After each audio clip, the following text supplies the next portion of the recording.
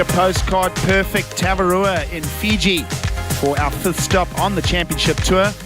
Joining us with round 1 heat 10, Sebastian Zietz comes to the heat with some experience up against the 2 rookies, 2 goofy footer rookies from different parts of the globe, Connor O'Leary from Australia and Ian Gouveia from Brazil.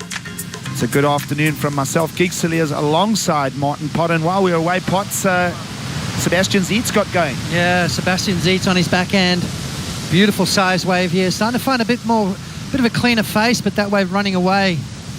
This is the wave that I want to see, though. Connor O'Leary. Look at this big fading bottom turn. Snaps it in the pocket and just gets absolutely barreled. Wow. Comes flying out of that. So Connor O'Leary, what a way to start your heat.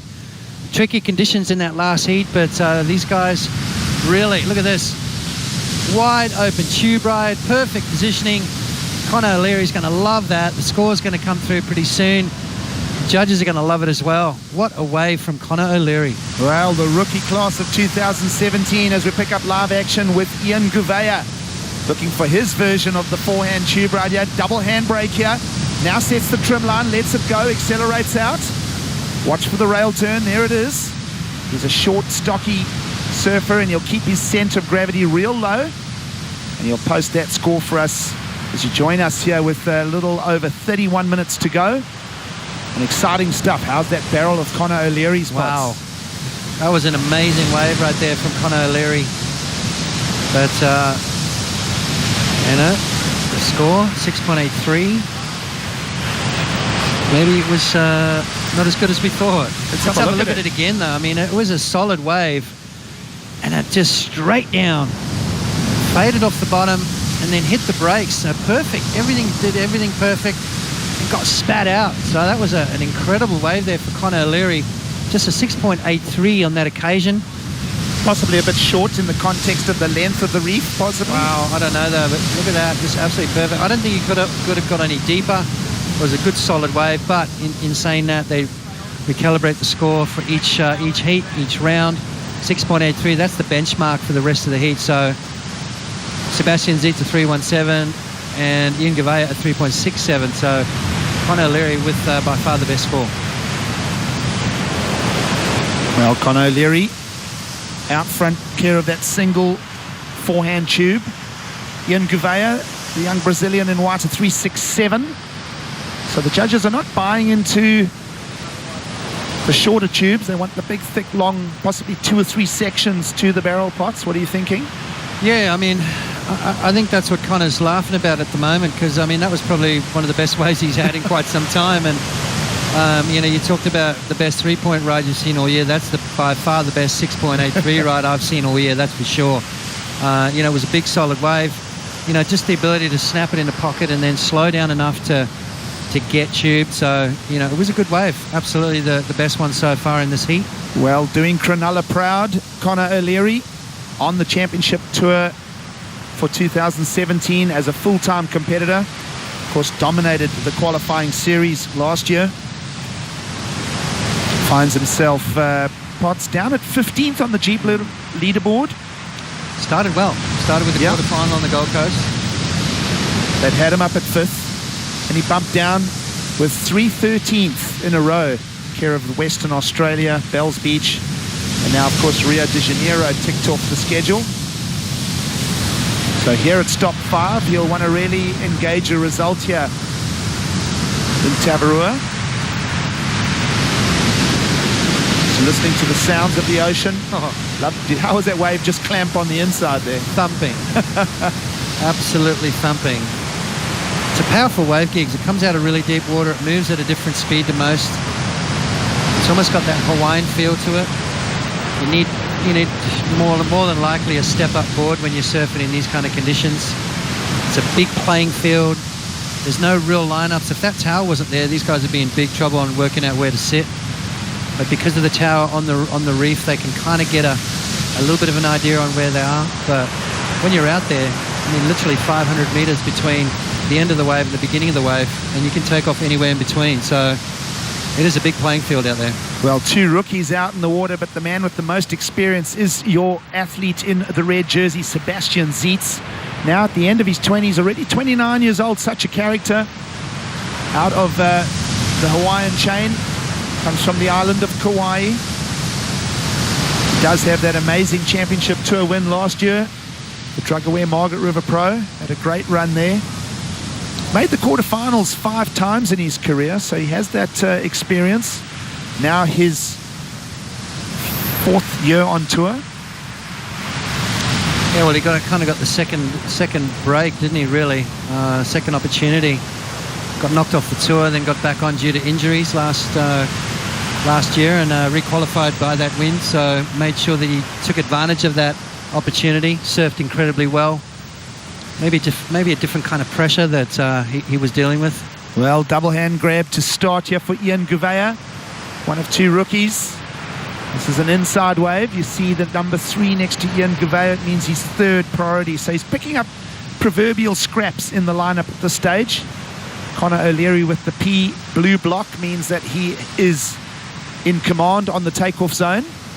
Number 2 next to Zeitz means that he has 2nd priority. So that's an ever-changing rotation that happens in the takeoff zone, just to de-pollute any tactics as far as hustling goes. Really does bring the performance in the modern era of the sport down to the performance on the wave face itself. Of course, this young man, if you recognize that surname Gouveia, yes, it is the son of Fabio Gouveia. Potts, back in your day, you would have had a lot of insight on Fabio Gouveia, one of the most stylish Brazilian natural footers.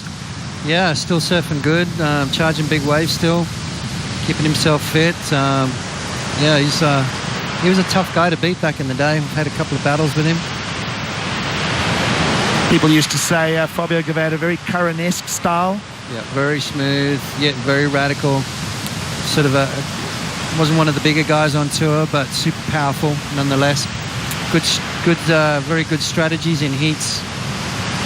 Put heats together very well. Made you earn your wins against him, and that's kind of what his son's doing.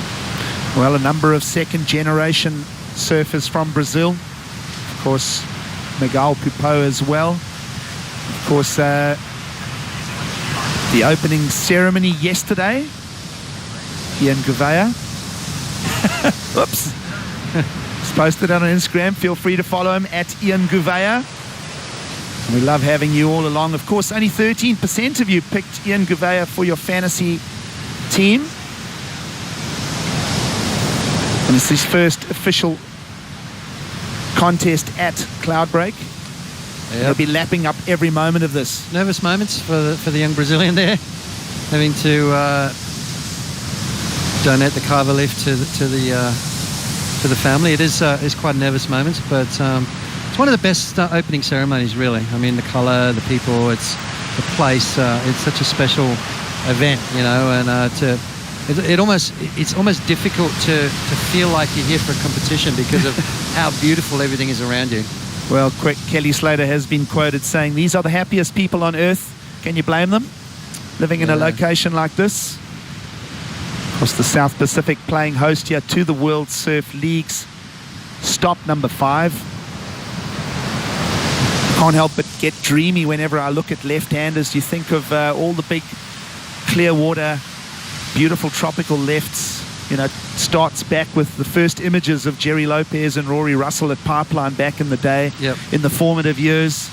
Then, of course, we saw Garajigan really set the Dream Tour fire alight. Of course, locations now like, as we mentioned, Pipeline, Tahiti, and of course this here, premium stop in Fiji.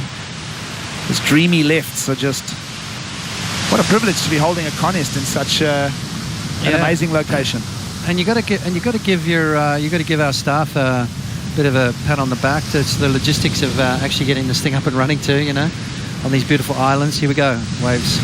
Well, let's see what the experience of Sebastian Zeitz can bring. He just loads that first turn, gets a little complicated now. Much heavier G-force on the rail for the second one, and he'll go incomplete at the end. We'll just keep an eye on him. It is in the shallow section of the reef there. So we were discussing Connor O'Leary's 6.83, big, beautiful open barrel. We're discussing the left-handers. We've got head judge Richie Porter on the line. Good afternoon, Richie. Hi, gents. How are you? We're all well, thanks. Potts and I were discussing the big openness of that barrel, but it only fetched a 683. I scratched my bald head. No, it was a really good wave. Like, let's be honest. He sets it up beautifully and pulls in. Hang on, we'll just watch White here. Well, this is Ian Gouveia threading a little tube. It's a smaller one. You'll see a taper on the shoulder here.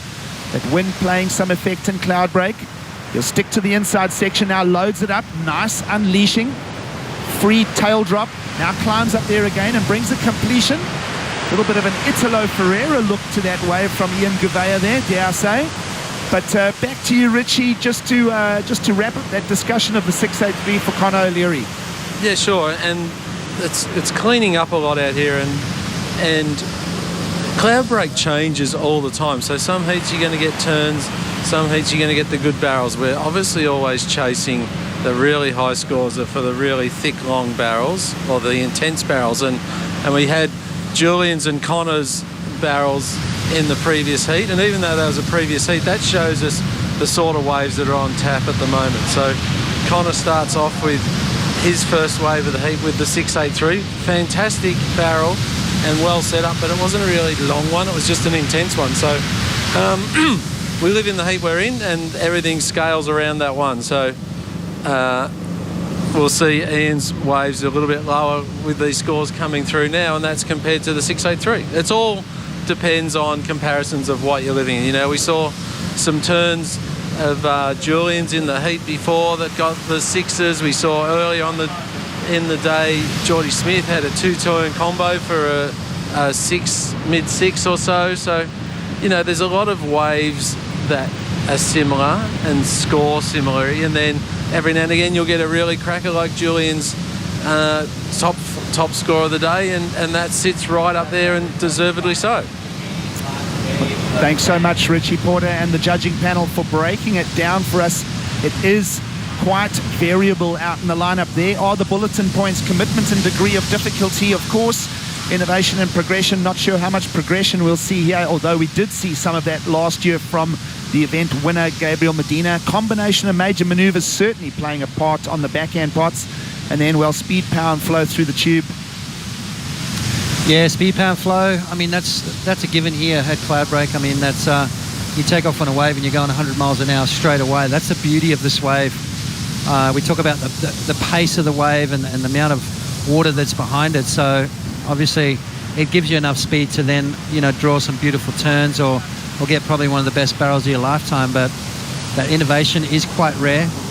You know, we see some radical turns in the pocket from the backsiders, and we see some really long, deep barrels on the front side. So it's going to be a healthy mix of both throughout the day. Well, highest score of the day does belong to Julian Wilson. He's down there with Barton Lynch.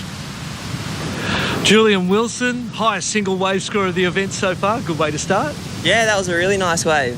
I didn't have priority there. Stewie had priority, and it was one of those kind of capping waves, and he was a little bit deeper, and I knew that it'd be hard to take if you had priority, just in case you didn't make it, the whitewater kind of take off. And yeah, I just rolled the dice and got to my feet, and yeah, I just knew there was so much water and energy down the line in that wave that it didn't matter how choppy the face was going to be, it was still going to heave on me. So I was pretty excited when I got that wave.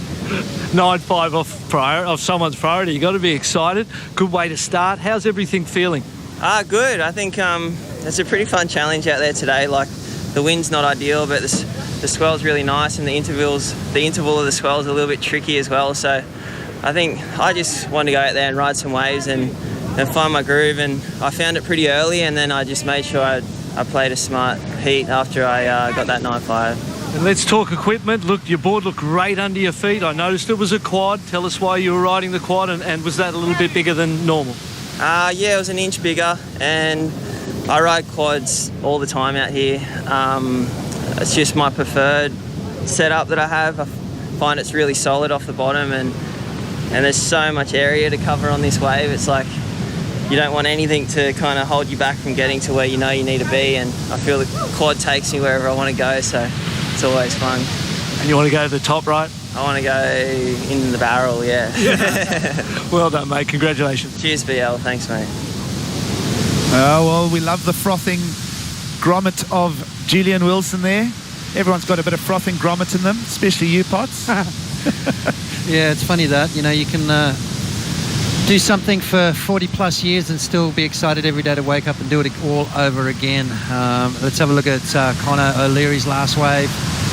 Now, Connor's really good in the barrel, but watch this turn here from Connor O'Leary. Big, solid kid, so you're going to see some big turns from him as well. Just pushing a little bit too hard there, not getting that fin release that he was looking for.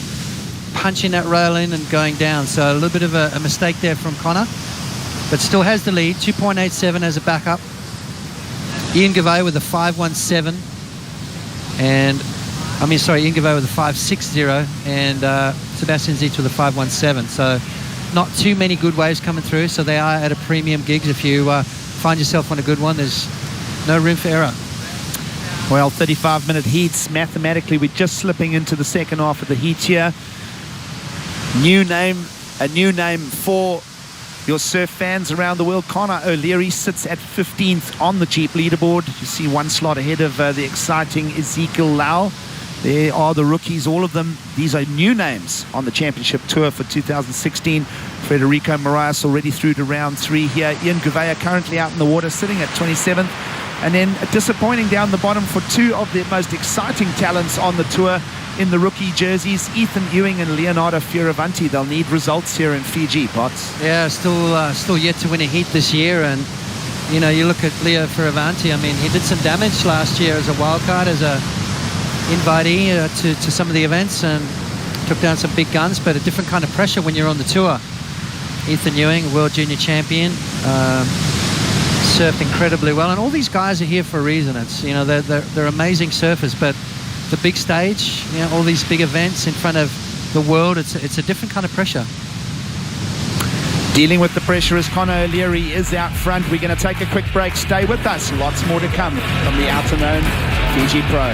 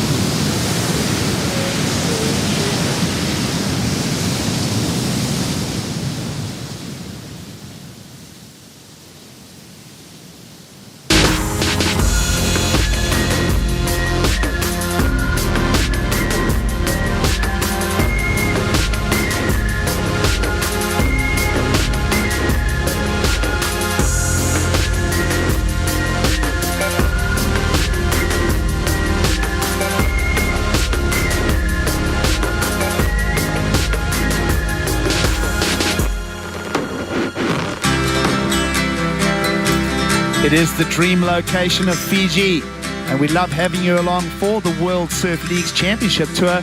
Don't ever miss a wave.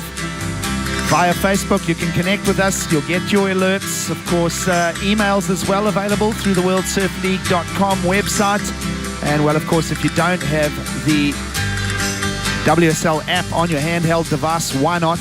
Because you can take us wherever you go. Never miss a wave with us as you join us here for day one of the waiting period. It is our fifth stop, the outer known Fiji Pro. You're joining us in round one of competition. It is heat 10. Of course, 12 heats make up the round. And right now, rookie Connor O'Leary out of Cronulla, Australia, is out front over Ian Gouveia, the young Brazilian, also in his rookie year on tour. And Sebastian Zietz, just a couple of backhand turns for him. Finds himself down in third, but holding priority, and the next 13 and a half minutes will determine what happens here. I'm Geek Saliers alongside Martin Potter, having an amazing time here. We trust you're enjoying it with us as we bring the world's best surfers to the world's best waves. And, well, that is exactly what this is here in Fiji. Yeah, not much time left, 13 minutes remaining. and Ian Gouveia, he's only looking for a 4.11, and Sebastian Zietz a 4.54, so close heat at the moment. One defining score of that 6.83 from Conor O'Leary. Could have had a better one on wave number 2. Little mistake on the second maneuver. Dropped that down to a 2.87. So a tight heat here, Giggs. Well, Potts, lots of discussion about how powerful the waves are here at Cloudbreak. Deep water, the South Pacific, loading swells here. And Ian Gouveia is going to grovel his way behind a section here. And the answer is no, he won't be coming out of that. He still has enough time remaining. He wouldn't have travelled very far either there, Potts, so he won't use the jet ski. He'll just quickly work his way back over the coral ledge here. Yeah, I think he knew Conor O'Leary was in a better position, but he kind of had to go, didn't he? Sorry, Sebastian Zietz was in a better position, but he had to go on that high one. up on the priority ladder, And right? sometimes you make those here at Cloudbreak. Sometimes you do. Of course, we did hear earlier how Strider, who's out in the lineup, was discussing how that wind is swinging backwards and forwards. And as you mentioned, Potts, different parts of the heats, that wave face can allow for big open tubes. Sometimes they've got to go to the turns. So it's all very exciting here. Yeah, Ian Gouveia on that occasion sort of took off and straight into the barrel. No fading down to the bottom. Just needed the high line, needed to get the speed straight away. It was very, very deep on the peak there, so unfortunately not an exit. So back to the drawing board for Ian Gouveia, still looking for a 4.11. Time is ticking away and more sets approaching. Well, you see the numbers top left of screen. Everybody is very due to improve a second counting wave here. So an interesting 11 minutes remaining for us. Conor O'Leary holding a 2.87. Ian at just a 3.67. Here he goes again. Big, open, breathing tube. And a couple of departments to it. Oh, and he's been pinched again. So real tight, exciting stuff here, but he's not going to find the exit. And as I mentioned, he's trying to ditch that 3.67. Only needs a 4.11. So this is the battle of the backup scores here, Potts. I like it, though. I like the fact that he's constantly going for it. You know, you're picking those deep ones. There's two kinds of waves out here. Those real straight ones that run off fast, and those ones that kind of have a bit of bend in them and sort of slow up a little bit. Ian Gouveia is looking for those freight train barrels. He wants a Julian Wilson 9.5. Doesn't everybody? And you can see driving nice and high there in that second section, just running away. So unfortunate there for Ian Gouveia. I like the go for it attitude, though. We're going to see lots more of that. Surf line telling us there's plenty of swell still running on the swell pattern. It is the mid-afternoon here in Cloudbreak in Fiji, and tomorrow promising lots of swell as we see Conor O'Leary, heat leader, now trims perfect behind the curtain. Yes, he'll come out. Now he'll go to the rail.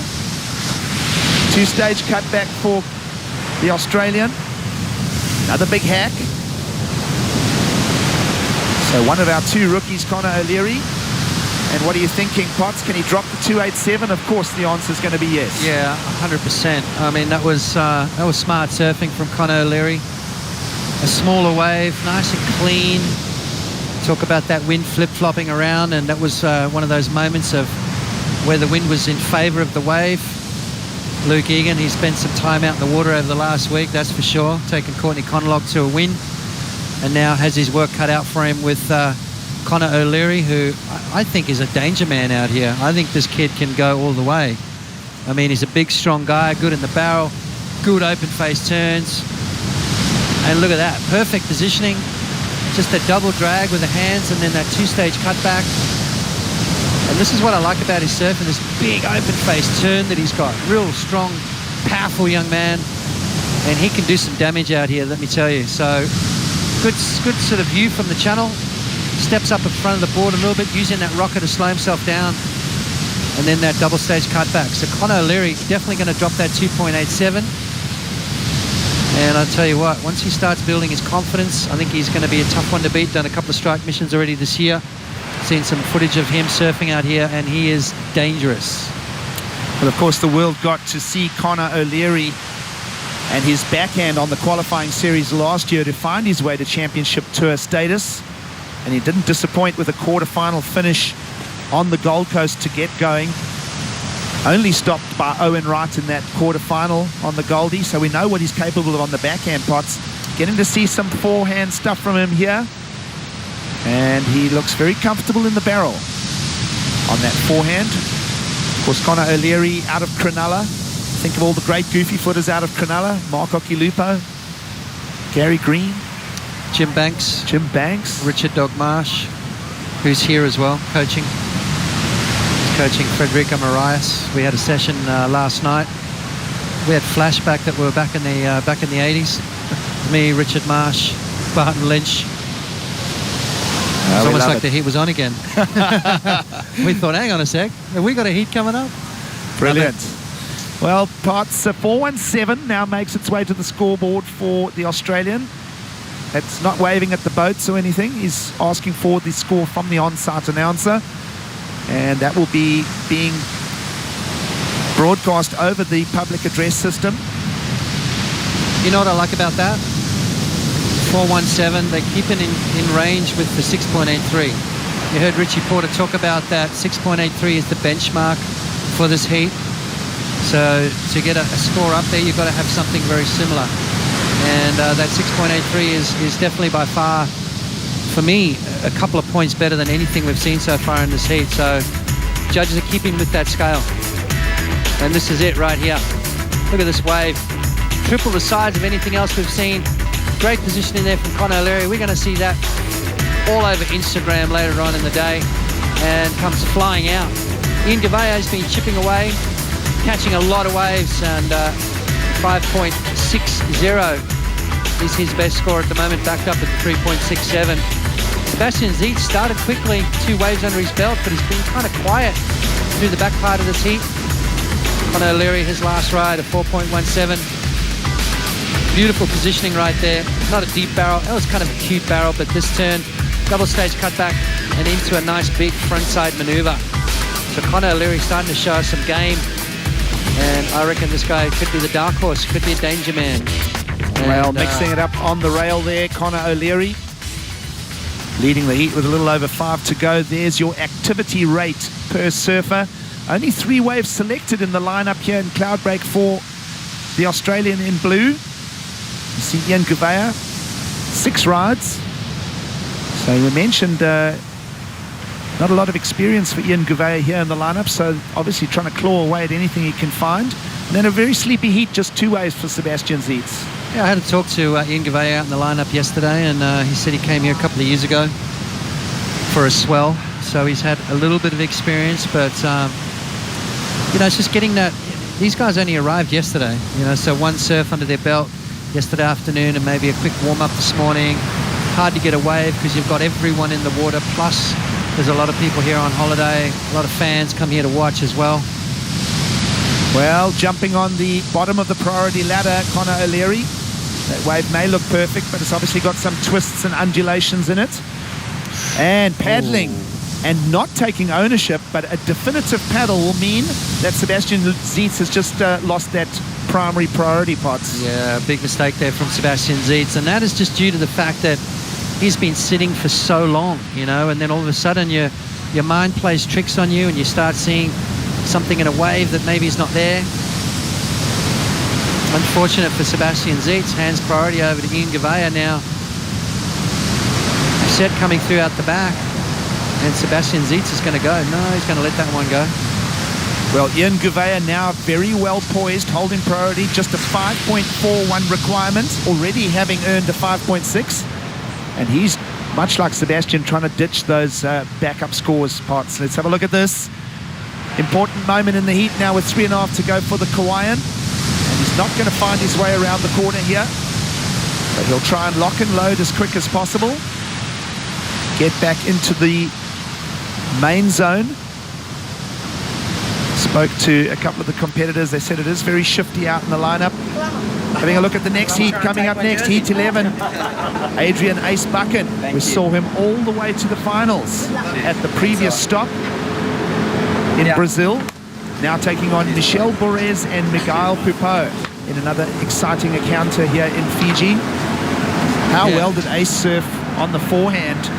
And here's the interesting point, that board that he used for the result in Brazil, that green-railed Mamba, that is what he was using at Cloudbreak a few seasons back. So he's got one of those favorite pieces of equipment.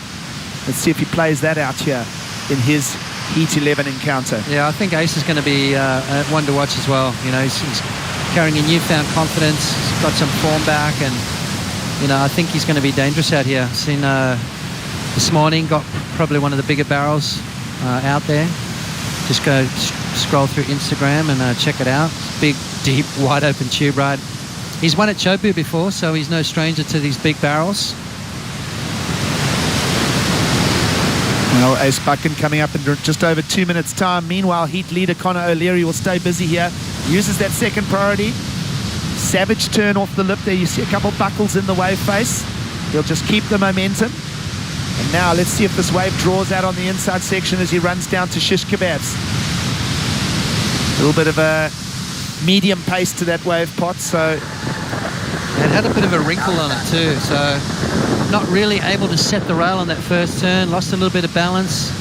So that was an effort to try and ditch the 417, right? Go back and think about the 417, was a nice tube ride, double stage cutback, big snap. I think that 417 is going to remain. So O'Leary will remain in the lead here. We'll wait for that number to check in. You're right there, Potts. It's a 347, so it does not appear in his top two. Now under 90 seconds to play. And Ian Gouveia, we were speaking about him, is still holding that first priority. 5.41 requirement, folks. All the Brazilians will be huddled around their screens. As we see this set marching in here, does this dictate the final result of the heat? Well, Gigs, we've got the restaurant here, and I guarantee you everyone's watching it right now. Ian Gouveia, here we go. It's a double overhead wave for him because he is quite short though. Now, will he be able to use that frame? No, it's not going to barrel on the inside. So inside of 1 minute to go, Conor O'Leary remains out front and no real threat there from the Brazilian. Yeah, you know, it's so hard to pick the right wave. You know, you took it to pretty much everyone that's come in from their post-heat interviews has said it's a tricky lineup. You know, the wind's changing. You've got those big wash-through sets. You know, you don't want to sit too long and spend that time waiting. You want to catch waves and try and get that momentum going, but hard to do on a day like today. All right, let's see what pace can be set here by Sebastian Zietz. Lets the clutch out. Now, inside offering. Nope, he doesn't like the twist on the reef corner, and he'll exit. Down to the final 10 seconds here. Looking to see if Conor O'Leary will engage. And there'll be no more rides as we hear the hooter to wrap up that heat. Number 10. And Conor O'Leary is going to find a straight shot through to round 3 and a great result for the rookie here in the opening round. Yep, as I said, danger man. We're bringing in Ronnie Blakey and Rosie Hodge next. We'll be continuing with the outer-known Fiji Pro.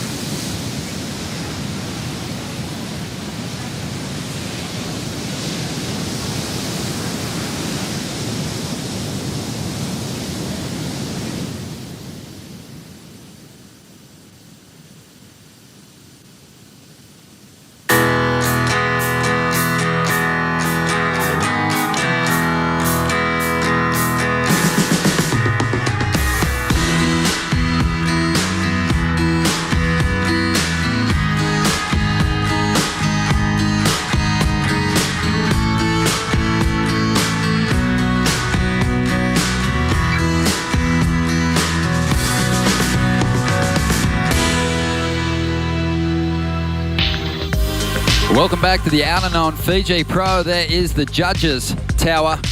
And we're now ready to introduce Heat 11 of Round 1. Adrian Buchan, who had a great run in this contest last year, up against Michelle Perez and Miguel Pupo. Ace Buchan, the form surfer, coming into this clash. When you think about the performance he had over in Brazil, one of the favourites, mowing through the rounds, but just stopped short by Adriano de Souza in that last heat at stop 4. But let's have a look at how this heat kicked off. Adrian Buchan on a good sized wave and pulling into a monster pit. What a way to start, Ron. Wow. That was hectic. Let's just have a look at this water angle, the roll in. One of the big waves.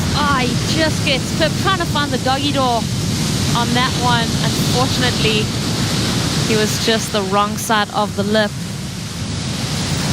All three of these guys have something in common though, Ron. What's that? They're new dads. Oh, that's true. Miguel Pupo welcoming a beautiful baby to the world. So cute. And Adrian Buchan and Michelle Perez introducing their second additions just recently.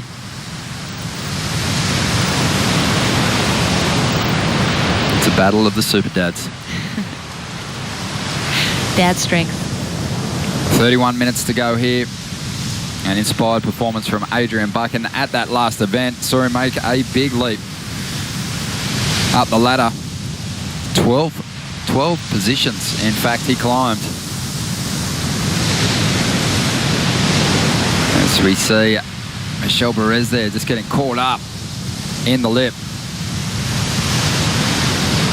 Can't get into that one, not a bad looking wall. Still more swell lines rolling our way. And it is going to be Miguel Pupo taking off here.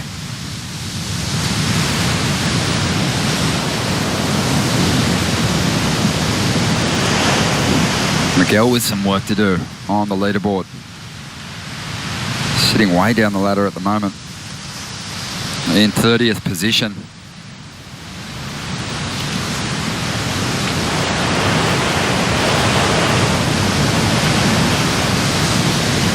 "30 minutes remaining here. Let's check in with the winner of the last heat. We'll throw it out to Strada Wazalewski. Thanks, Ronnie. Yeah, Connor O'Leary, pretty much pulling up the best 6.83 you've ever had. Yeah, best 6.83 of my career, but yeah, I'll take it. It must feel good, in your rookie year, jumping through and making it into round 3. Yeah, since the start of the year, I've had a lot of round 1 shockers. So this is my first round 1 heat win in my career in CT, so I'm stoked. When you come to a wave like Fiji too, cloud break and everything, you've probably seen it for years. It's got to be something you dream about. Yeah, well, since the days when Vulcan sponsored it and they had the sponsored event here, I've been watching it, so it's so sick to finally be a part of it. Never been here before, so I came over 2 weeks ago with Stewie and a couple other mates to get the feel of it, and someone's got really bailed, but it's so good to come over and get a few barrels. Well, congratulations, leading the rookie race at the moment. It's got to be something you've been thinking about on the way through. Yeah, at the start of the year, I just wanted to get as comfortable as I can, as quick as I can on the tour, and it's still a long way to go, but I'm stoked. I'm getting through heats and having fun. How about your little brother Ricky? How's he doing? Yeah, he's good. His cast comes off, I think, soon, and his stitches are healed up on his head, so hope you've been good, Rick, and I'll see you guys when I get back. All right, good job. See you in round 3. Thanks, Josh. Thank you, Strada. Connor O'Leary there, just powering as a rookie. Was so strong on the QS last season. Took the win. He's been building nicely. He's kind of had a steady rise to this position. The championship tour. Just caught fire competitively a couple of years back. Almost qualified for 2016. But got the job done in a big way. Left no doubts about it, with a strong performance in Hawaii to finish off the year. And he has just picked up the ball and run with it in a huge way this season. I've been so impressed. And Ronnie, you mentioned just falling shy of qualification in 2016. Sometimes that takes a lot of wind out of your sails, but it just seems like Connor's picked up where he left off. But here, Miggy Pupo finds the thread of the needle and manages to escape the clutches of that whitewater monster. So good way for Miguel Pupo to start off his campaign in this heat. Just look at this deep throaty section, that rib that he negotiates over and just finds that exit. It kind of just opens up for him. An absolute gift in the beginning stages of this heat for Miguel Pupo. You could hear the cheers from the crowd in the channel. It's got to feel incredible to start with a wave like that. And a big score is dropped for Miguel, an 8.73. The big numbers have been hard to come by for the world's best today. We know the potential of Cloudbreak. We know that even on a day like this, we could see a perfect ride that barrels from the top right through to the bottom of the reef. And they're just leaving that little bit of room. So that's a huge reward, an 8.73 for the man that finds himself back in 30th position on the ratings. His attention divided through the Australian leg, obviously thinking about the arrival of his first baby. Also lost his major sponsor, so it's been a tough run. But now that things are a little more concrete at home, that baby is born healthy and he's getting used to life without that major backing, he can really start to focus on his performances. A great start to this exchange. Definitely is. Sometimes once you put it into perspective, I think Miguel is just really enjoying the fact that he's on this championship tour. He's got that new lease on life and surfing towards something, wants to make his baby daughter proud.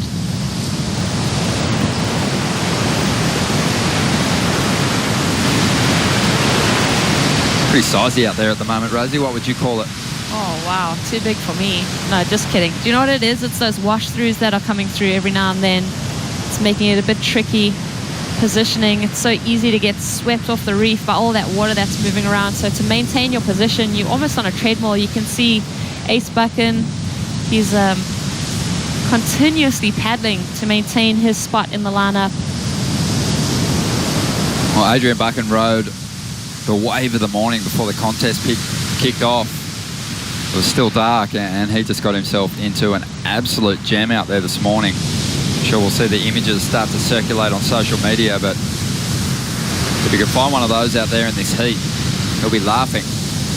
Well, that first wave that he took off on in this exchange was so impressive. Unfortunately, not able to escape the guillotine. It looks like he's going to take a couple sets on the head. There goes Perez. Nice clean wall. And it's a big snowboarding-like turn that he throws down to get this ride started. Does well to put a bit of oomph into that second manoeuvre, but this one's starting to reel away from him.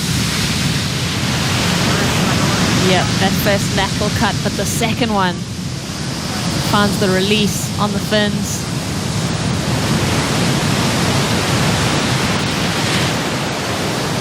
Let's get another look. Swoops into this one. Ace has to bail this wave, and that beautiful arc. But this turn right here, that's where he just jams it off the top. Lots of canvas to work with on that wave. Well overhead for Michelle. It's one of the great things about Cloudbreaker, even though there's a lot of texture on the water when you look beyond the break. The reef has so much of a bend in it. At some points, the face is groomed by those strong winds. And we're seeing that with some of these insiders. Here's Miguel again, just stylish on his approach to this section. This wave is beautiful, holding open. And the Brazilian will find a clean exit out onto the open face now. He's been on the best two rides, and he has made them count. An 8.73 on his previous wave. This one's going to be right up there as well. Silent screams from me during that ride. I mean, wow, what a vision for Miguel Pupo. Backing up that 8.73, I'm going to be interested to see where this wave fits in the scale. You see that wind, he had to really dig in. He kind of wipes the water from out of his eyes. Just stands tall, just drags that arm to just maximize his time in that barrel. Finds the cuddy on the end section. Just doing everything right in this heat. We've seen some surfers battle to find their rhythm, but Miguel just seems like he's got the perfect approach in this heat so far. Like I mentioned, that drag of the arm just is what stops him and slows him down so he can maximize his time in the tube. This cuddy, super smooth. Here it is again from the channel, and have a look at this thing. It bowls out beautifully and maintains a nice open form as he finds that exit. And we're waiting on the scores to come through. Strider, Miguel has just paddled by you. What's the feeling? He was just still tripping on his first one. He's wondering what his score was. We told him it was the 8.6. And then he's like, wow, well, the next one was even better. 8.71, there you go. There's another one. And now he's just psyching, the big smile on his face. He's kind of had the claim on the inside. And, well, he's feeling it. Amazing stuff. So you can tell the situation is a little hard to gather out there with all that wind, all those sound waves just being blown away from the competitors, but it's actually an 8.77, that last ride, his previous wave, an 8.73. One of the heftiest heat score totals we've seen all day. I think it might be the strongest. Yep. And, well, that means Michelle Perez and Adrian Buchan have considerable work to do to get themselves back into it. Yep, that's just the rhythm just tipping in Miggy's favor, finding those two excellent scores back to back. Finds himself in a comfortable position at the moment. It almost seems to me that this afternoon things have really cleaned up out of Cloudbreak. Here we go, Adrian Buchan now. He's done some of his best surfing this season, but the big result came in Brazil. He's now after one here in Fiji, and he picks off a nice runner of his own. Just adding some extras here on the inside. Beautiful turn. Rides out over the foam there. Beautiful line to that wave. It'll be interesting to see if he got deep enough to fetch the big numbers when we watch the replay. Yeah, I think the judges are going to take a good hard look at how deep Ace was in that barrel. It was a beautiful wave, a good line that he chose. The benchmark in this heat, though, the 8.73 and the 8.77 from Miguel Pupo, that's the scale that they're toggling with right now. We got some round two heats on standby, but it was all really resting on the quality of the serve that we had on off this afternoon. It looks like things are improving. Yeah, a lot more lined up since we were in the booth before running in. You can just see that Ace wants this barrel. See how he starts to pick up the tempo and match the speed of this wave. His board never completely disappeared. I feel like he could have potentially got a little bit deeper on that wave. We'll see what the judges pan it out to be, but I feel like he could have just slotted himself a bit deeper in that cabin. This water angle is going to give us another perspective of just how deep he was.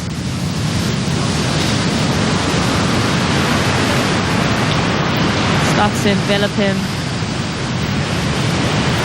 Beautiful style in the barrel. Ronnie, your thoughts? Definitely don't think it's going to be up there with Miguel's rides, but it should be close. This water angle just gives you the perspective of how he was just slotted in that barrel. So some beautiful waves coming through. I guess if Ace had been out there watching the past couple of heats unfold, he would have seen that surfers were sometimes having to push through clamping sections in order to complete their rides. And on that occasion, he carried a little bit more speed through the tube than maybe he would have liked. Could have maybe got a bit more time behind the curtain there, but it's still a decent number, a 7.5. He got a little bit of work done on the end section as well, so Ace, he's out of combination, but he needs a perfect score now. A 10-point ride to get himself into the lead. He maybe left just a point or two on that wave. Let's throw it out to Barton Lynch and hear from one of the competitors in an upcoming heat. Yes, mate, I'm here with the king, one of the competitors, not one of them, the best of all time. He's checking it out. Trying to look at you, but there's waves. To watch the waves. Mate, tell us, what are you thinking about out there? Well, just trying to take into consideration all the variables, you know. I mean, we got a lot of wind. It's got a bit of south in it. The tide's getting higher. There's two swells in the water. There's really four swells in the water, but there's two main swells in the water. So, you know, put that equation together and try to figure out where you're going to sit on the reef and which size waves you're going to get and that kind of thing. I haven't been out here to watch. I've been surfing in restaurants, trying to sort of testing out boards, but you know, after all the years, you have a memory of what happens. But you know, I've gone out there thinking I know exactly what I'm doing, and it doesn't turn out that way sometimes. So much has happened, mate. Must be a big memory you've got there. And here you've obviously had so many fond memories. Is someone up riding? Wow, that was just a great one. Yeah, that was. I can't see who that was. The screen here inside's Michel Perez. The screen in here is really pixelated, so we see bits and pieces of it, but you fancy yourself doing exactly that in a few minutes, mate. I'm hoping it might be longer. But yeah, I was coming. You know, when you come out on the boat, you know, we came here like back in the day. You know, me, you, Brock Little, Seth McKinney. Seth, you're probably watching. Todd Mitsui. Remember coming out on the boat and you see it barreling. You know, see these donuts coming down the reef, and you're like, oh, I can't wait to get out there. And you know, it's exciting. Even 27 years after my first trip here, and I'm coming across on the boat, standing the whole time going, what's out there? Let's get out there and get away. Those guys are missing. What are they doing? You know, and yeah, you just get so excited. Yeah, well, we're excited to see you surf, mate. Have a great heat. Oh, stoked. Yeah, stoked to surf against, have a heat with Pete, and to get another heat with Mick. 3 this year so far. So let's see how it goes. Yeah, mate. So he's still a kid, mate. After all these years, he's still got the froth. Good on you, Cal. Have fun. Thank you, Barton. Kelly Slater will take on Mick Fanning and beat Durbidge in the last heat of the first round. And what a proud moment for Kelly. Found it out of no one and now sponsoring his favourite event on the schedule. That's how you do it. Keep it going. And I think it's just such a good point that if Kelly's fired up, it usually means that the wave's absolutely firing. That's what grabs his attention and keeps the stoke alive.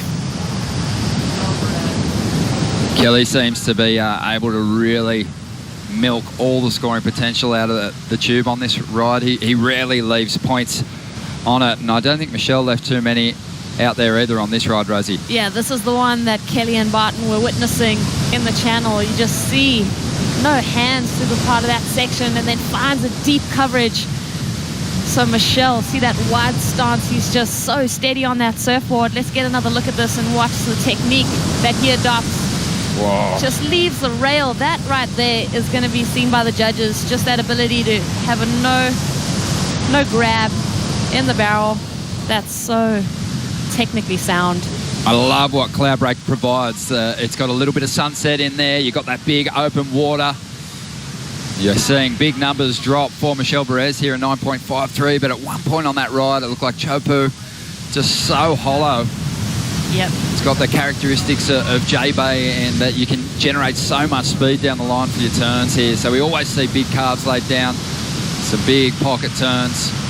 There's that element of danger to this ride. It really does have it all. And taking off now out the back, stalling. All the style in the world again. Miguel Pupo finds amazing cover. A shorter barrel. He's trying to improve on an 8.73 to increase his lead. Wow. He might not do it on that wave, but what a ride it was. Still so fun to watch. Miguel Pupo just finding a bit of spark. I mentioned him feeling safe with an 873 and an 877. Scrap that. Yeah, done. Sorry, Miggy. Let's just have another look at this ride from Miggy. So leaning all the way down, just crouching in anticipation of this tube. Strider claiming it for him. Oh, that roll-in too. He was just biding his time. He's got so much time to just wipe the water from out of his eyeballs, so he just gets this vision and takes it all in. Well, that really is the key out here. You got to know when to accelerate with Michel Perez. He just took off. He was gunning the entire ride. Miguel's waves, on the other hand, his 2 scoring rides, it's been a case of composure. Don't get too excited. Don't race away from the best section of the wave. And he's just had such an easy glide into his rides. Hasn't rushed it. Hasn't pumped too much. I think Adrian Buchan would probably look back on his wave and think, maybe if I didn't get too excited and take a big speed drive into that barrel, I could have maybe broken into the excellent range myself and had a better shot at the lead. Now he finds himself chasing a 10. But the danger man is Michel Perez. He's in second spot. He needs a 7.97. Yeah, we've been talking this morning about the nervous energy that you can have out of Cloudbreak, not wanting to blow a good one and just making those split-second decisions, it almost seemed like Michel Bourrez slowed down his whole approach on that wave. Even though he was driving so fast, it just seemed like he was able to anticipate what that wave was going to do, and without hesitation just really locked in to the meat of it. Here goes Adrian Buchan once again, deep in the barrel. He'll find the exit. The wave just spits behind him. He looks to set a rail, but can't sink it deep enough and goes down.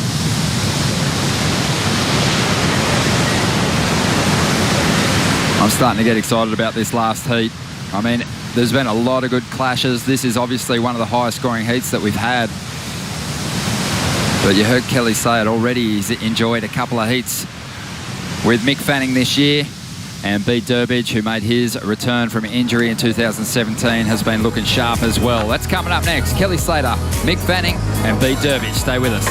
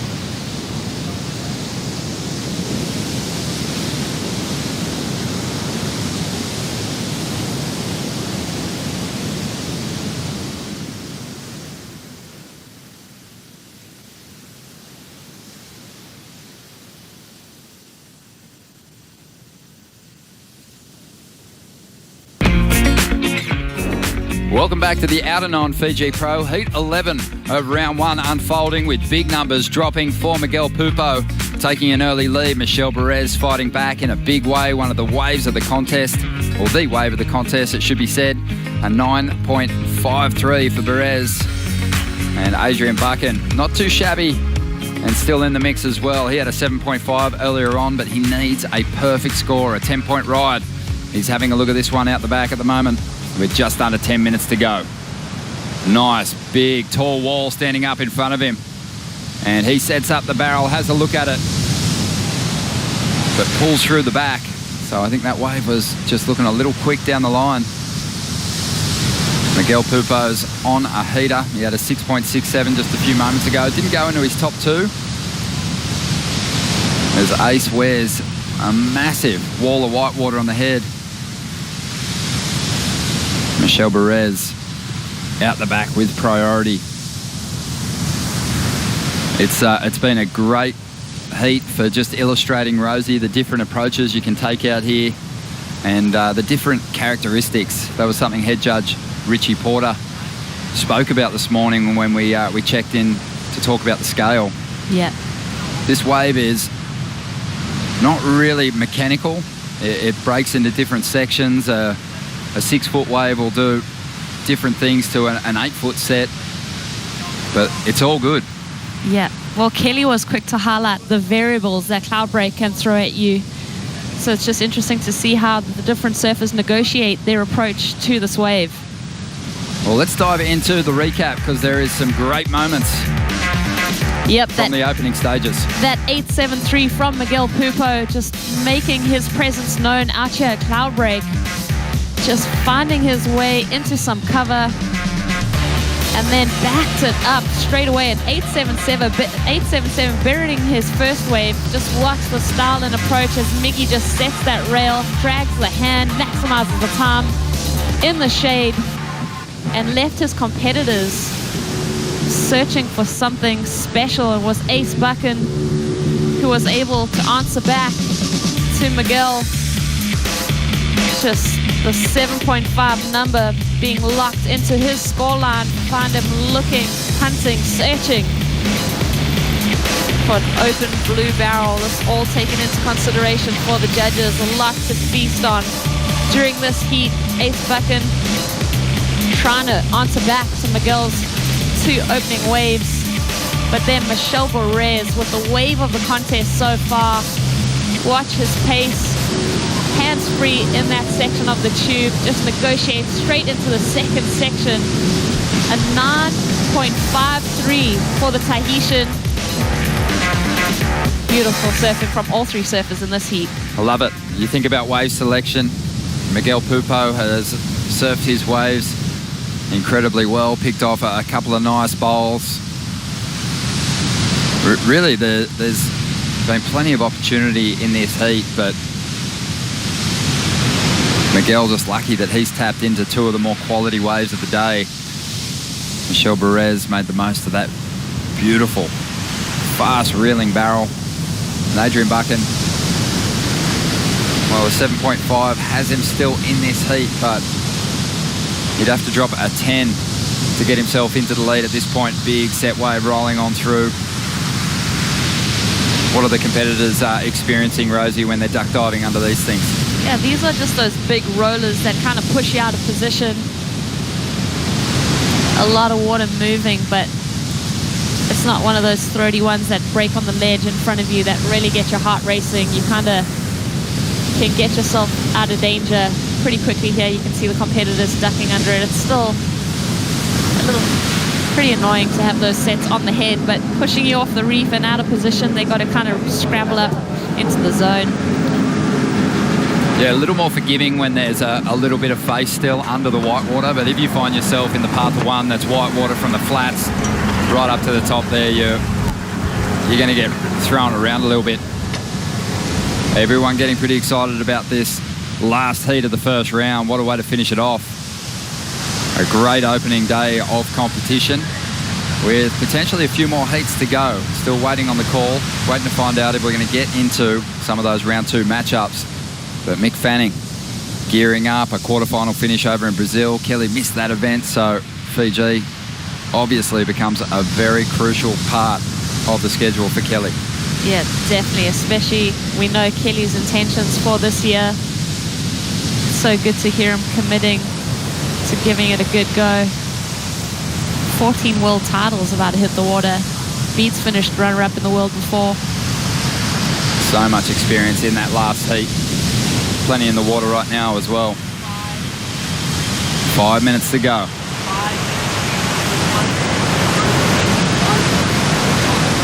A lot of water moving out there at the moment. It's a taxing lineup. Really takes its toll physically on the world's best. Rosie, you surf more than anyone I know, but there's a level of energy and focus that goes into surfing a heat at this level that just seems to really zap the fitness levels of the world's best even. Oh, completely. I think you find yourself in a heat situation, your energy level just kind of goes through the roof. All the adrenaline, especially in waves like this. You've really got to put in that hard work in the off season. Michel Barres right now, he's going to be looking to expend some energy on a wall. He's got priority, but looking for that 7.97. Here we go, movement at the takeoff. Michel Barres up again, driving, grabbing that rail. Should find the exit. He does. He wants more. What was that? Did you see the stall? That stall, that is just something that's innovative. Mate, Neil Purchase Jr., eat your heart out. I'm just so impressed with the surfing that we have on offer today. That was bizarre. That was straight out of... That's just like a frog. A ballet routine. Toes pointed. I think that's and the dragging warrior pose. The back foot. That was unbelievable. Wow. I referenced Neil Purchase Jr., an incredible backhand tube rider who sort of changed the game with his stalling technique, letting his foot hang off the board. Have a look at this thing though. Yep, warrior pose right there. Just burns some speed to keep himself in that tube. I am just speechless right now. That's next level. I mean, Neil Purchase Jr. used to hang his back foot over the side of his board, but Michel Barres has his foot dragging behind the tail of his board here. Okay, let's just get our eyes on this again and just really slow this down to take in and digest what Michel Barres has just done. He's taken stalling to hold another level. He's so deep in that barrel already. He's actually thrown his back foot off his surfboard. This is it right here. You see that leg completely coming off the board. That is Warrior 1 right there. Puts it back on the tail pad. That's actually ridiculous. I'm in complete awe. And still, look how deep he is right now. Is that a 10? Or that was a great wave. It's close. It's got to be. I don't even really know what to say. What did we just witness? I'm still trying to decide whether I like it. I'm just... A 9.17. It is amazing the strength that he's showing to hold on there. 1 foot on the board, the other dragging on the wave behind him. A 9.17. He gets the score he needs. And Miguel Pupo now looking for a 9.93. Adrian Buchan back in combination. And we're going to be talking about that ride for a long time. I can't wait to hear Michel Perez talk about that ride once this heat is completed, because I want him to break that down for me so that I can wrap my mind around what I just saw. Well, there has been some pretty crafty barrel riding Tahitians in the past. Poto, he does some remarkable stuff over there at Chopes. I'm sure he is just buzzing with pride right now. Oh, yeah. You just don't often see stuff like that. Usually these competitors, they're not at that level of comfort. He was on his way to a big number. He needed a big score. He started that wave off so well.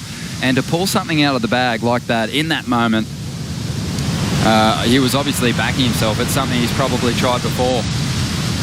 Here we go. Miguel Pupo trying to get back in front. Needs a 9.93. Is this going to be the wave? He has a bit more of a race at it. Needed some speed, but he's not going to get there. He kicks out. 45 seconds to go. Yeah, you just mentioned just testing that kind of vary out in a heat situation, just dragging the back foot completely off the surfboard to slow himself down in the barrel. That is a gutsy maneuver when you need a score. I'm not sure anyone out there in the channel from the water angle would have been able to see what we picked up on with these cameras from the judges' tower, because obviously that back leg was trailing on the face of the wave behind the tail of his board. But to actually mean to do that, I think you could have your back foot slip off and maintain control somehow, but yeah, to put the foot back there. Put it back, like immediately. It's like a jerk reaction. It's reflex. It's like sup yoga out there for Michel Perez at the moment. The heat has come to a close, and, well, no surprise to see who took that heat out in the end. Michel Perez taking off on 2 solid waves, really stuffing himself deep in the tube. Also a great heat from Miguel Pupo, it has to be said. Adrian Buchan had a highlight moment as well. But Michel Perez is buzzing. Shaking hands with Miguel Pupo there. We're going to take a quick break, get our thoughts together, and get set for the last heat of round 1. Kelly Slater, Mick Fanning, and Pete Durbidge.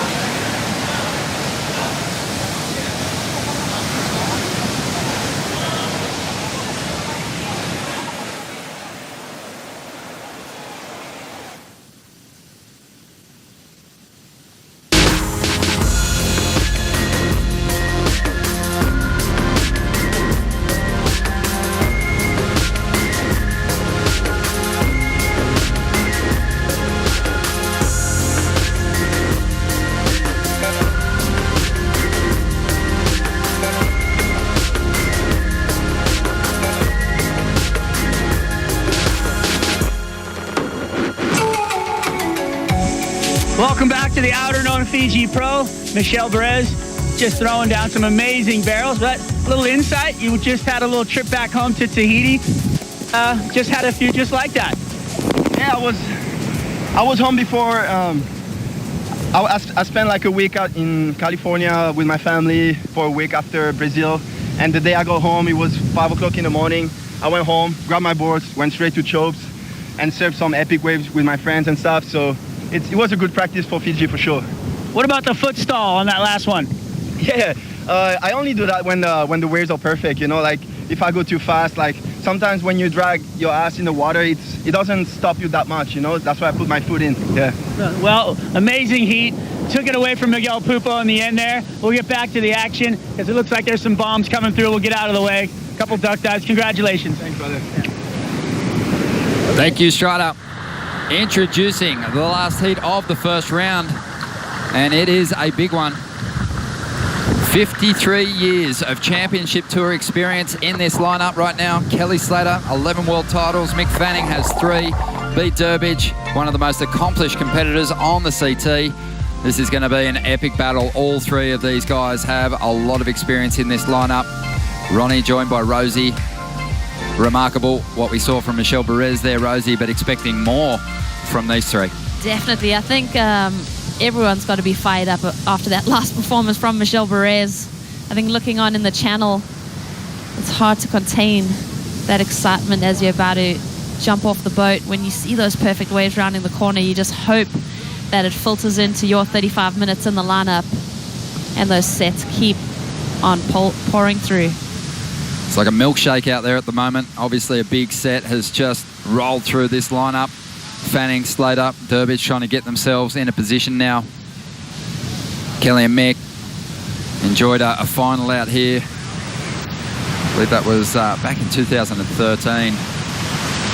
And it was amazing watching them trade 9-point rides. Kelly had a 10 in the final, got Mick. They got plenty of history, but we're used to seeing them in the later stages of these heat draws, not so much in the earlier rounds, but we copped a lot of it this year. Yeah, for sure. I mean, Mick coming in as a lower seed from last year, meeting up with some tough draws. Kelly Slater, have they met 3 times in the round 1 or 3 times in competition? This is, yeah, that's right. So now we're seeing Slater on screen there, that amazing track record. No waves of substance logged just yet. Just a 0.5, a throwaway number for the 45-year-old Kelly Slater. But more to come from this heat. Right now, though, we're going to check in with Barton Lynch. Yes, mate, here with the Commissioner, Kieran Perot. Gee, I couldn't turn your back on some of those barrels, could you? Yeah, this was a tricky call, actually, because I really wasn't feeling it. This last heat just kind of made up our minds. You know, we've got to go with what we're seeing in the ocean, and that heat was incredible. Best of the day by far. There's been some moments that have been good as well, and we're fingers crossed that the afternoon's going to improve. So we're going into round 2. We've got 3 heats that we can achieve this afternoon before it gets too late for the judges and everyone to get off the tower. We'll go heat by heat and just see if the conditions deteriorate, we'll stop. All right, there you have it, boys. We're on, and just quickly, before Kelly Slater left the boat, his words were, "I'm happily stoked right now." So in a good place. Back to you. Loving life. Thank you, Barton. And that's good news for us. Some really solid waves out here at the moment. An easy call to keep rolling into the second round with some big matchups coming your way. We will confirm some of those head-to-head heats in just a moment. But we know we're going to see Kolohe Andino up against the Fijian trials winner, Tavita Gukalau. Should be a great matchup. We saw Tavita put up a good score against John Florence. Right now, though, we've got Mick Fanning up deep on this one, maybe a little too deep.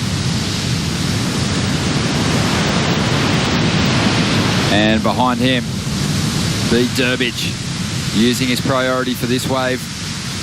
Durbo banking off the bottom. This wave's starting to flatten out. He's out of there. The second heat, it looks like it's going to be Joel Parkinson up against Iago Dora.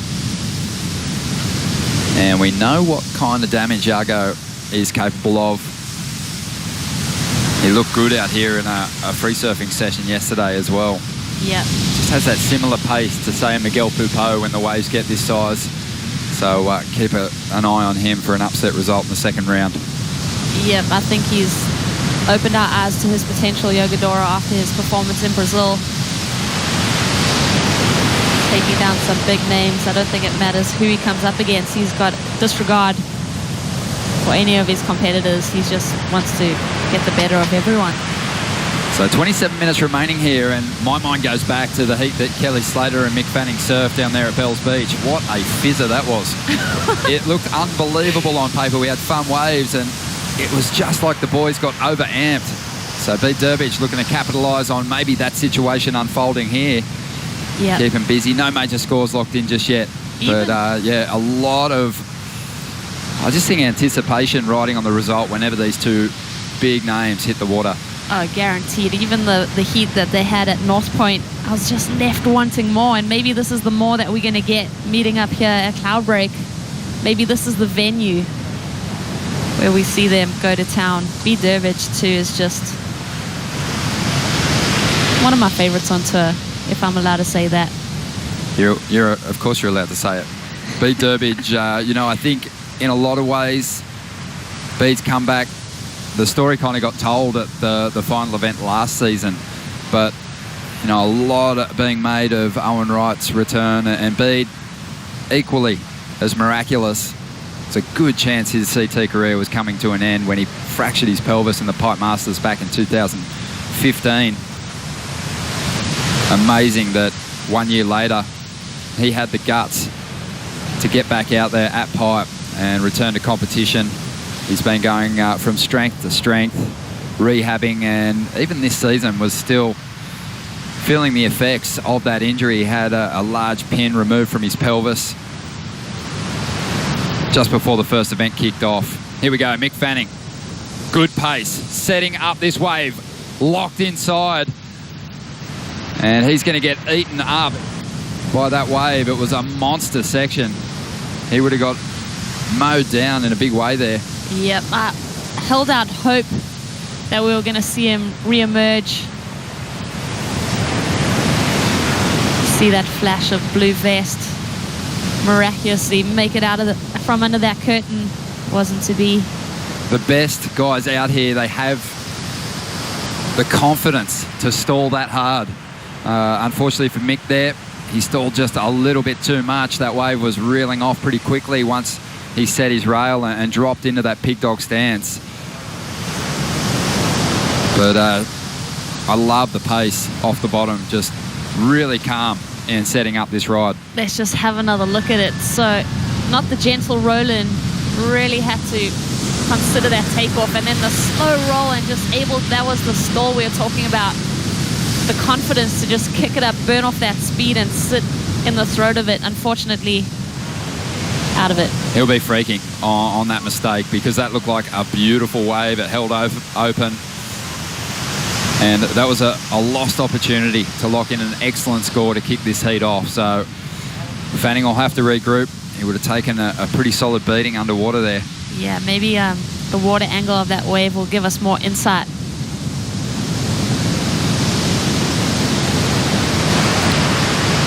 But you can still see a shake of the head, maybe some self-talk there.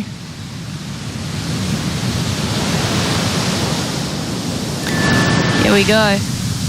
From the lineup, our water camera, just look at the roundness of that wave. He almost immediately gets obliterated by that foam ball. It almost seems like that wave kind of armored off anyway towards the end. It was just so bowly on that one section, though. I think he still would have got some credit. But you can tell, just understanding that he's up against Kelly, he's not really looking for sevens out here. He knows in this line, he's been cruel by that before. He knows in this lineup you need excellent numbers against the four-time winner, Slater. Well, that's almost what happened in that last heat too. Ace Bucken put up a 7, but Miggy, even with 2 8s, Michelle Perez dropped the hammer with 2 9s. So I think feeding off that energy and that momentum from that last heat, you're going to be having to put up big numbers to impress the judges. They've seen a lot today. Kelly Slater sitting back in 18th position on the Jeep leaderboard at this stage of the game. Had a quarterfinal at the start of the year. His best start in a couple of years. But he's got work to do. Beat Durbidge. He is sitting a little further down the ratings in 27th spot. Had a shocker on the Gold Coast. Fell out of the mix in the second round. Has gotten to the third round in every other event.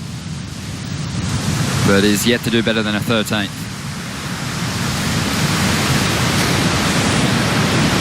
So this heat's still wide open priority with Kelly Slater out the back. So even though Slater comes into this event a ways back on the leaderboard, still a lot of people backing Kelly on his track record at this location, Rosie. He wasn't in the top tier, obviously, so a quick pick for a lot of people. 77% of the fantasy players whacking them in the team. Did he make your team? Well, I mean, you look at the success that he's had out here, 77%. That's just like a sure-in. That's like kind of the guy that just collects points for you, but obviously it's not the differential. You need that sneaky dark horse. But yeah, Kelly would be a sure pick for fantasy. He's in my team, guaranteed. It's just a no-brainer at certain locations, putting Kelly in the mix, especially if he's not in that top tier. I think he'll pull a good result out of this event. Just under 21 minutes remaining. He's got such a long history with Tabarua. 25 years he's been travelling to this part of the world.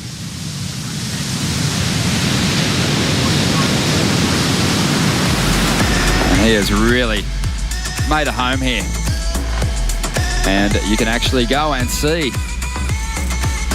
some of Kelly's pastimes enjoyed here on Tabarua. Thanks to Tom Survey, there is a photo history of Kelly's travels here. Just go to outerknown.com/journey and tap into some of those magic moments. There's been plenty of them. Yeah, Tabby right on showcase there. So many memories made up in this archive. Kelly feeling right at home here in Fiji. Yeah, I know he gives back to the community a lot too. And Tom Survey's been coming down here, I think, for even longer than Kelly. So he's got an amazing archive of images, and he talks through some of these great moments featuring Slater at the web address mentioned, outerknown.com/journey. Don't miss it. I'm going to go look at that this evening. Some eye candy. 19 and a half minutes to go. Priority is with Slater. Still no major scores locked in. The best opportunity gone begging. Fanning falling. Let's see what unfolds with some big lines approaching here. Oh, Bede's going to swing into this first one. Plenty of size out there. It's not the biggest wave in the set, but it's still double overhead as Durbidge digs into a big backhand snap to get started.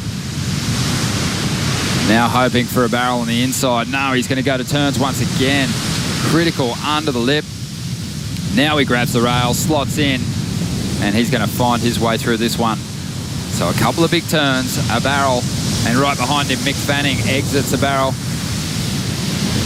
Finding some nice cover, smooth out there on the open face, and stalling once again, dragging his body in the face of the wave. Just gets out in front of it before the wall shuts down. 18 and a half minutes to go. Some better numbers coming our way.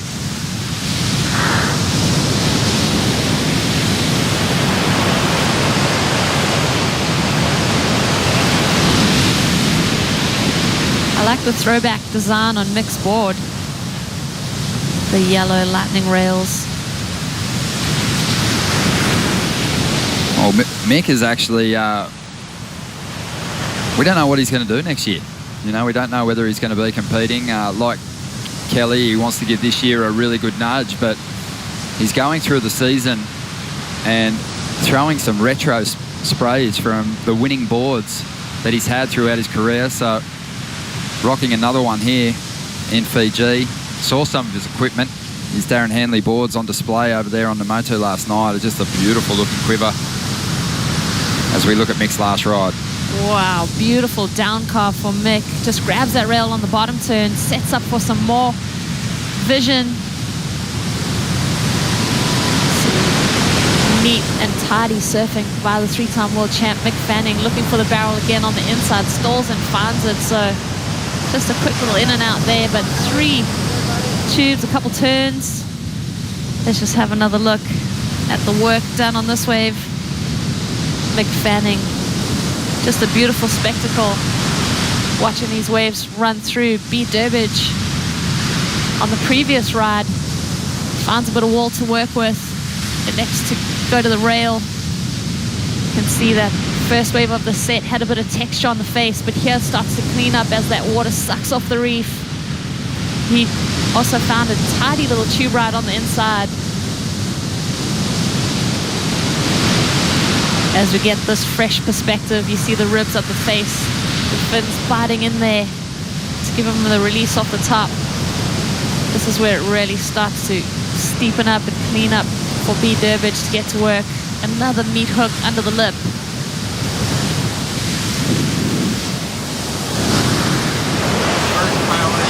So numbers rolling through for Durbridge, a 6.5.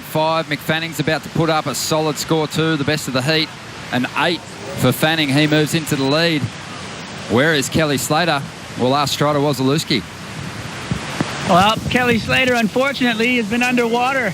I mean, absolutely getting flogged out the back, sitting underneath the ledge. We've had some big wash-throughs, and those cappers have gone kind of wide. And with that, you know, you just have to deal with the whitewater on the head, and you're going to get pushed in and over. And with that, you're going to have to work back to the corner and work yourself back into the lineup. Slater is now back on the spot. He's where he should be. But let me tell you, he has basically taken every single set in this heat on the head. And, you know, it's interesting. You think he'd be on it, one of those. And I think he's just trying to put himself as deep as he can to get that super special ride, which is definitely out here. And we'll see if he can, if all this work will pay off in the end. We haven't even seen Kelly really connect with a good wave yet, Rosie. He's had a couple of throwaway numbers, a 0.5 and a 0.93. I think you put him on, obviously, those 2 rides that Mick had, and we've got a different scenario on our hands. But Mick just getting the better of Bede with that last exchange. Has that pace, but on that last occasion, it looked like he was really careful not to position himself too deep. He understood that, you know, at this point in time, just under 15 minutes to go, it's crucial that he completes his ride. Definitely, and we see, you know, the different strategies right now. Kelly spending more than half the heat, like Strider said, trying to find that position and sit under that ledge. There's always, you know, method to what Kelly's doing. He one of those kind of lurchy ones that he could just ride the barrel the whole way through and make a spectacle of it. Mick Fanning, the 8-point ride in his scoreline. Just over 14 minutes to go. Let's check in with Barton Lynch. Blakey, I was just having a word to Ace Buchan from that last heat, and we were talking about how unfortunate it was for Miggy, and he felt for him too. But what he said was he was sitting in his traditional lineup on the ledge, you know, using his lineups, sitting in the traditional place, and consistently finding himself too deep. So I think that's where Kelly's most probably finding himself in that situation now, using some traditional lineups, but with the high tide and that bigger swell, swinging a little wide and catching him inside. Definitely, yeah. Kelly Slater made mention of that in his chat with Barton before this heat, Rosie. He said, so often, you know, you think you got this play style, 25 years of visiting the area, surfing it in all kinds of conditions, and you think you're just going to paddle out there and find your magic zone. And even the 11-time world champs taking monster sets on the head and hasn't done better than a 0.93 at this stage. Yeah, for sure. Some places where you are very familiar with it, it's kind of crazy to see that you're still left guessing. Just that open ocean always kind of has its way with you, almost. Well, Kelly with priority. Looking forward to seeing him on a decent wave. This might be it. Drops to the bottom, drives high to get some speed. Working this board, trying to get some momentum through the inside. A tricky section, but he is hanging on. He's not going to find the exit, though. That looked like a nightmare to pull into that section. Wow. So unpredictable. And it caught him out in the end. Getting the water out of his ears. He was looking good on that ride. I mean, just the way that he was able to you know, kind of pull his board over that lump and get the momentum forward. Let's just get eyes on this from the water angle. This is so telling of what's happening inside this barrel. That's that little bit of lump that I was talking about right there, that rock weld. And there he was so close to finding the exit on that wave. So Kelly, this is the land angle where we see those different parts of the reef start to show their face. That's that lump that he gets up and over, and then unfortunately that tiny bit of water just suction cups his board from under his feet. We've seen some pretty technical efforts already today, but you might be able to get more points out of a more perfect wave, but to me it always blows me away when someone's able to really deal with a tricky section. The fact that Kelly even attempted to get over into that bowl, that wave was completely broken in half, is just, I think, a credit to how well he reads the ocean. He almost made it. Most people would have just kicked out before that ugly inside bowl, but it doesn't help Kelly's situation. He gets a 2.2 and he's after an 8.07. He's actually a little further back than that, because you've got to remember that Mick Fanning and Pete Durbidge really need to do nothing to up the ante and push further ahead here. That's right, backup waves of no substance for both Mick and Bede. So only a couple of spots on the schedule where Mick Fanning hasn't had a championship tour win. Fiji is one of them, the other the Pipe Masters. He's claimed a victory everywhere else. That is mind-blowing to me. I think they plague him though, Yeah. those events. I think he really wants to get them. I think it's the reason he's still here. Fiji is one of his favourite stops on the championship tour. You know, maybe this is the year. Yeah, he always seems to excel at those locations, but you mentioned him getting a second place finish to Kelly Slater out here in Fiji. It's just that one spot shy. That probably, like you said, is what keeps him coming back for more. The one that got away. And really, I mean, when you look at Mick's past results and who's overcome him at Cloudbreak, you know, you can see there that there's some really strong performers here at Fiji that Mick's had to come up against. CJ Hobgood's had the better of him a couple of times. Kieran Perro, the commissioner, got him early on. But those early days, you know, Mick and Joel Parkinson, their backhand was nowhere near as strong as it is now. It was amazing that Mick got to the quarters here in his first season. Yeah. He's starting to straighten his back out by going left. Been going right most of his life. But he's gotten bigger and stronger and focused hard on dialing in that backhand attack. Yep, that's always the goal of these competitors, is just to find those weaknesses and really transform them. We saw Tyler Wright doing that in the ladies competition, just improving that backhand. I feel like you mentioned, Mick has done a lot of hard work on his backside too. Well, just under 9 minutes remaining. Mick Fanning out in front, but needs to get himself a backup score soon. Pete Durbidge isn't too far behind. Kelly Slater still has a shot too. Coming up next, the first heat of round 2, with the winner of the trials going up against Kaloe and Dino.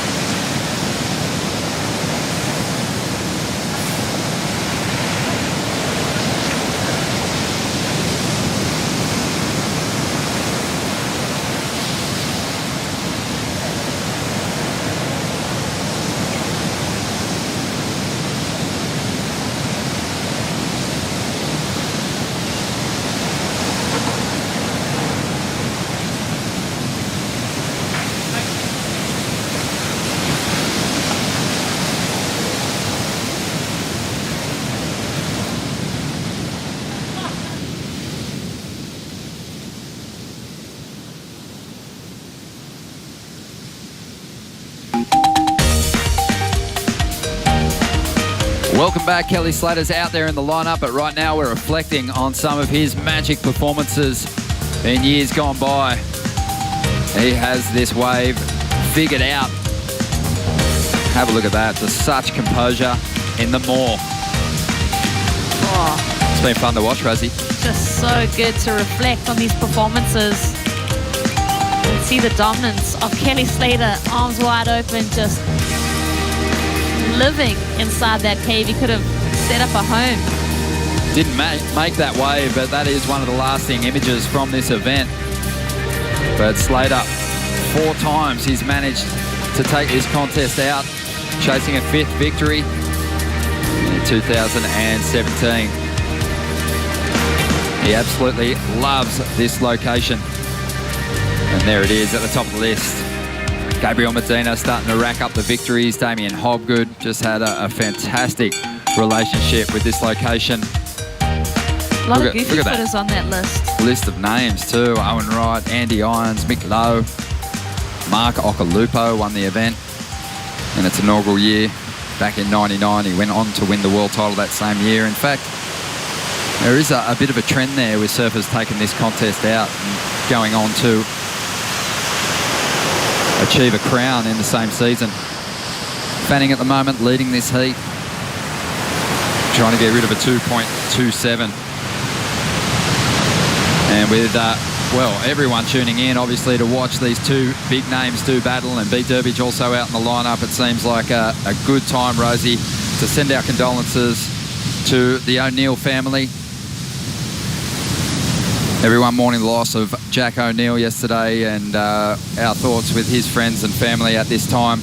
Yep. A pioneer in the surfing game and changed it forever. Yeah, for sure. One of the people that have definitely left a mark in our sport and our industry.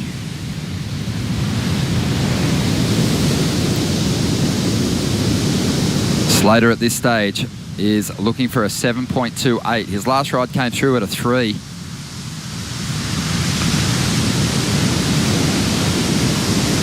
We've seen a couple of surfers get on the wrong side of rhythm today, and just at the end you can tell they're just begging for an opportunity to switch it up before, obviously, the heat ends, but at least before their next round, so they can carry some momentum. Let's have a look at the recap. Pete Durbidge got a quick start, Rosie, a 6.5 to take the lead early on.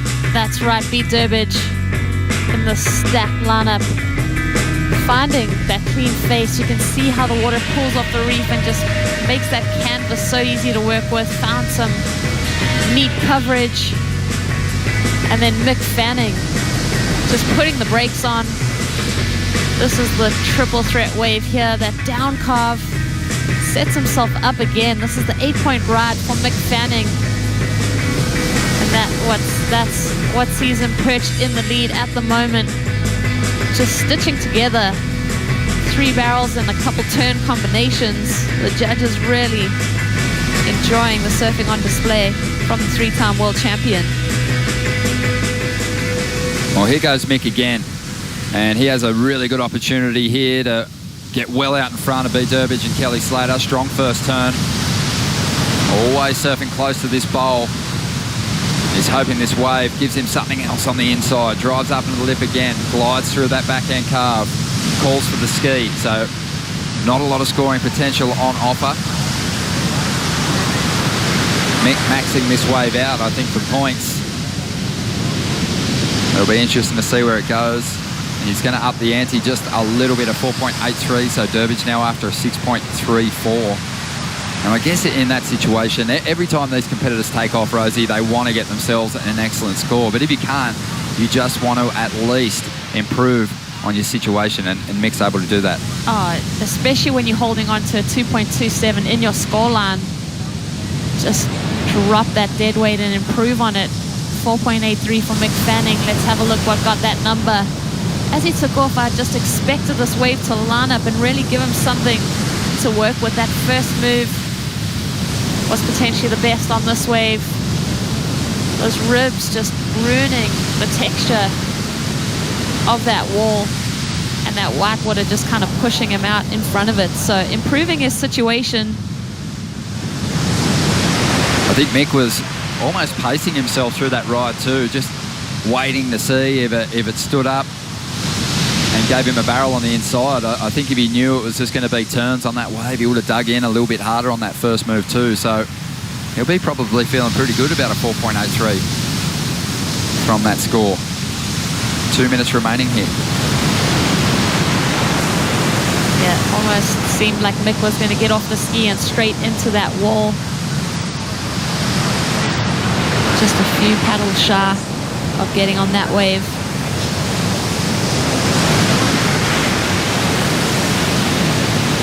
Ooh, Kelly Slater with priority right now. Just under 2 minutes. Time ticking by.